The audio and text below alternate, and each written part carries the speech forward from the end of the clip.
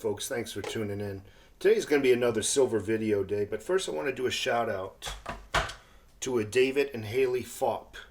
If I'm pronouncing that last name incorrectly, I do apologize.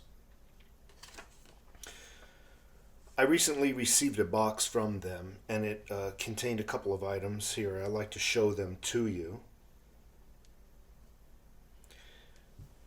The first item I received was a 1 ounce silver coin, 0.999 fine silver. I'll show you the backside.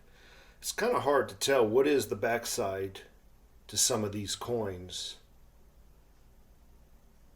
versus the front because both sides look so good. They also sent me this National Rifle Association sticker, and you're going to love this. I'm going to stick it on the back window of my condo right next to the back door. Anybody wants to come and rob the overtaxed taxpayer, if they have any sense, they'll see this and decide to move over to the neighbor I don't like so much. That's how I roll. In addition, they sent a note to the channel. Overtaxed taxpayer, been watching you for a while now. Keep spreading the word. Silver and gold are the key to the preservation of wealth. I'm going to be placing a link to their business in the description of the video. They actually are mint. They minted these. They have their own minting company. Now, although right now I cannot give you an honest review of the company, I can give you an honest review of the quality of the coin. The coin, I don't know if the camera picked it up, is highly polished. It's a beautiful coin. Maybe polished is the wrong word, but it looks like a proof, if you know what I mean. Both sides have a mirror finish, have nice knurling on the edges, which is normally indicative to government minted bullion. Very nice coin. I don't see any milk spots on this coin. That's the white cloudy spots that you see on some coins. So I can definitely tell you it's a nice coin. And if you folks who have left me comments asking me questions, where can I buy some silver, you might want to check out the link below, okay? Go check him out. Maybe make a purchase. Come back, let me know the review, which, you know, what you think of the coin, what you think of the service. In the future, if I buy from them, I'm also, as you know, will leave a review, a video review of the company and the service I've received. Anyway, now on to the video. Thank you. Thank you, David and Haley. I get a lot of people who beat themselves up, who actually, I don't know if it's a low self-esteem, but they beat themselves up because they only have 20 ounces or 40 ounces of silver. And they don't think they're doing well. And I can sympathize. When I only had 20 and 40 ounces of silver, I kind of felt like I really wasn't achieving much as far as a storage of wealth, as far as a savings account or a retirement plan. But I don't want you to beat yourself up, and here's why.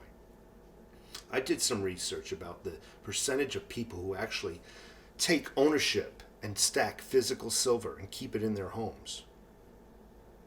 I'm not talking about paper stock in silver or mining companies or gold mining companies. I'm talking about taking possession of the actual ore, the actual silver. It's less than 1%, folks, of the United States. And to those people who beat themselves up, you're doing good. You're doing better than 99% of the American citizens. How many people do you know who have $400 in their home? How many people do you know who have $800 in their home? How many people do you know who have $2,000 in their home? I say in their home, and I want to emphasize that, in your home. Because when it's in your home, you own it, and nobody can take it away from you, especially in a financial crisis. And this is where I want to pull in banking regulations. Did you know in your savings, in your checking account at the bank, in the event of a financial emergency, you're allowed to take that money? They are technically the legal owners of that money in your account. It's a true statement. The locked savings lock boxes that you can rent out at banks, safety deposit boxes, I'm sorry. You're allowed to rent those out. You're allowed to keep whatever you need in them, and they put it in the vault, and you require a key to get in. Did you know in a financial emergency, the banks technically own every one of those boxes and everything within them? So you have your grandmother's heirloom jewelry, any cash, anything in there worth of value, silver, gold. Technically they own it, and they're allowed to confiscate it. And under no law do they have to refund it to you back when the emergency is over. Technically they own it. Read your contracts to those safety deposit boxes at the bank.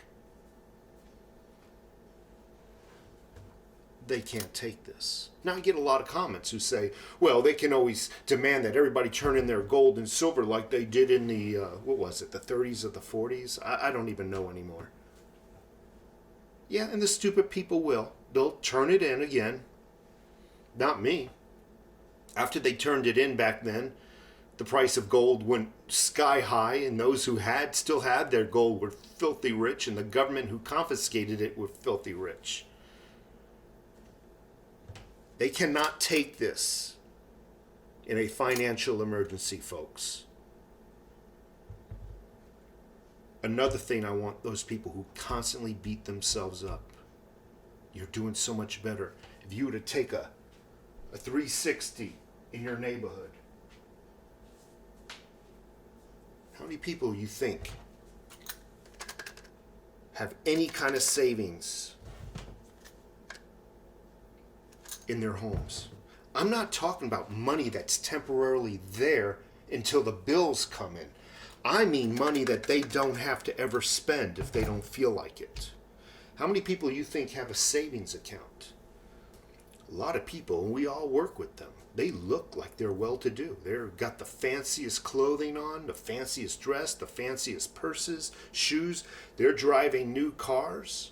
They appear to be financially independent. But are they? Or are they dependent now on a credit card or a loan contract? And is the money in their account only to pay the next month's bills?